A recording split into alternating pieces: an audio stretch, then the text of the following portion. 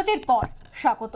পঞ্চায়েত নির্বাচনকে পাখির চোখ রেখে ইতিমধ্যে বাম সংগঠন প্রতিনিয়ত বিভিন্ন ডেপুটেশন, বিভিন্ন বিক্ষোভ কর্মসূচি পালন করছে। আজ দেখা গেছে কাজের দাবিতে নেশার বিরুদ্ধে এসএফআই, ডিওয়াইএফআই ডুগলি বিভাগীয় কমিটির উদ্যোগে প্রতিবাদ মিছিল ড্রপগেট থেকে নাগেরজলা পর্যন্ত একটি মিছিলের আয়োজন করা হয়। উপস্থিত ছিলেন এসএফআই সর্বভারতীয় সম্পাদক ময়ূখ বিশ্বাস সহ ডিওয়াইএফআই রাজ্য সম্পাদক নবারুণ দেব সহ অন্যান্যরা।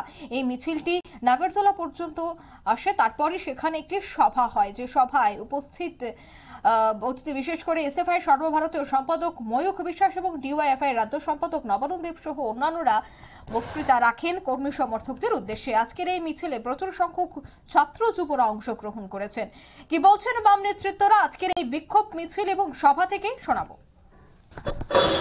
তারপরের দিন থেকেই এসএফআই, ডিওয়াইএফআই রাস্তায় আছে, টিএসইউ, টিওয়াইএম রাস্তায় আছে। কারণ এখন আমরা দেখতে পাচ্ছেন মোদী সরকার দ্বিতীয়বারের জন্য দেশের শাসনভারে এসছে কোন ক্রমে, কিন্তু এই দ্বিতীয়বারে এসে এটা খুব স্পষ্ট হয়ে গেছে, বিশেষত এই বর্ষার সময় রেলওয়ের ছাদ, ট্রেন, এয়ারপোর্টের ছাদ অথবা কোশ্চেন পেপার, একটার পর একটা জিনিস সবই লিক হয়ে যাচ্ছে এই সরকারের সময়। কেউ কোথায় কেউ নিরাপদ নয়। আর তাই তো আমরা দেখতে পাচ্ছি এই পেপার লিকের সরকার, এই ছাদ লিকের সরকার, তারা যখন এই প্রথম 10 দিনে ডিউইটি থেকে শুরু করে নেট থেকে শুরু করে নিট পর্যন্ত একটার পর একটা দুর্নীতি, একটার পর একটা পেপার ফাঁস আমরা দেখতে পাচ্ছি। গোটা ভারতবর্ষে আক্রান্ত হচ্ছে সাধারণ ছাত্রছাত্রী আক্রান্ত হচ্ছে।